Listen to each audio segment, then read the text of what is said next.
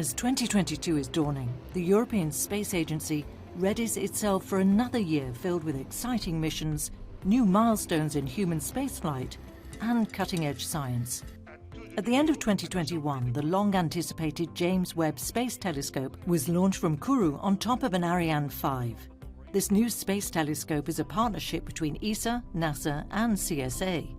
In 2022, during the first 5 months of the telescope's operational life, the data from the Early Release Science Initiative will be sent back to Earth.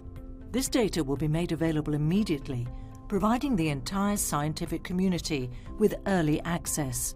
Another look at our universe will come from the full Gaia Data Release 3 in the first half of 2022, adding to what is already the richest star map of our galaxy and beyond. Closer to home, Solar Orbiter will get within a distance of 50 million kilometers to the Sun for another close pass in March. This will offer a significant boost to the science that can be done, and a plethora of new data is to be expected. In the future, Solar Orbiter will also provide scientists with the first good look at the Sun's polar region. For science, the planned launch of ESA's ExoMars 2022 mission will be another milestone, sending the European rover, Rosalind Franklin, and a Russian surface platform to the Red Planet. Looking for signs of past life, the rover is the first mission to be able to roam across the planet and drill down to a depth of 2 meters into the planet's surface.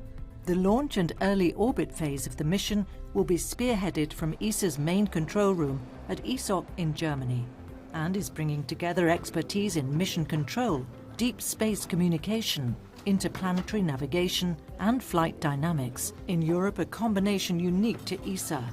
In human spaceflight, German ESA astronaut Matthias Maurer will return to Earth after his 6-month Cosmic Kiss mission on board the ISS. By then, Matthias will have supported many experiments from orbit, advancing our knowledge in areas ranging from human health to material sciences.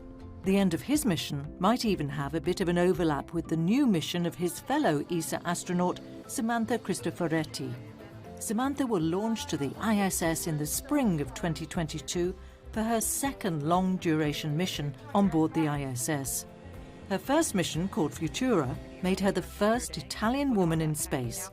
Both Matthias and Samantha can only be seen as a source of inspiration for the new class of astronauts ESA will be introducing in the autumn of 2022. These new astronauts will have been selected from a pool of over 23,000 candidates who applied in 2021. In addition, ESA is planning to select an astronaut with a physical disability for the Parastronaut Feasibility Project. The selected astronauts might even become the first Europeans to set foot on the Moon, a goal ESA aims to achieve before the end of the decade. To make this ambition a reality, ESA continues to work closely with NASA on the Artemis program by providing the European service modules, which are integrated with the Orion capsules. The uncrewed maiden flight of the new spacecraft Artemis 1 is scheduled for later this year, while the preparations for the crewed Artemis 2 continue. Another step closer towards a first European step on the Moon. Europe's lightweight launcher Vega C is also poised to make its inaugural flight in 2022. Launched from Europe's spaceport in Kourou and taking over from the original Vega, Vega C will be more powerful and have a larger and more versatile payload capacity. Meanwhile, preparation for Europe's new heavyweight launcher Ariane 6 continue in anticipation of the rocket's maiden flight. Both new launchers are important for ESA and Europe to maintain independent access to space. Whereas the exploration of space, the planets in our solar system, and the Moon are all important, the exploration and observation of Earth is of equal, if not of even greater importance. In 2022, ESA continues the development of a new generation of Earth explorers, such as FLEX, Biomass, and Earth Care, to better understand and monitor our planet. ESA also continues to collaborate with the European Union, developing 6 new Sentinel satellites for the Copernicus expansion missions, adding to the largest Earth observation program in the world. Another satellite soon to be observing our Earth from space is the first third-generation Meteosat that is to be launched from Europe's spaceport in 2022. This geostationary weather satellite has been developed in cooperation with EUMETSAT. Protecting our planet also means scanning the heavens for potentially dangerous asteroids, a task for ESA's new Fly-Eye telescope, which will be assembled and tested at the Assi Matera facility in Italy during the year.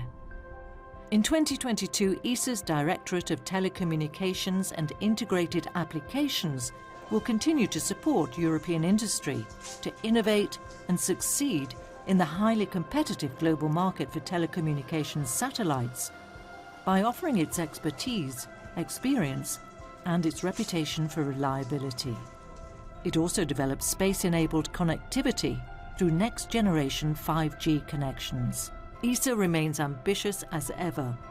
The intermediate ministerial meeting in 2021 was a milestone on the road to the European Space Summit to be held in Toulouse, France, in February 2022, ahead of ESA's next council meeting at ministerial level later in the year. With the need to accelerate the use of space and make space for Europe, ESA has a responsibility towards all citizens in Europe to make them part of the future of space and to align this future with the digital and green transitions.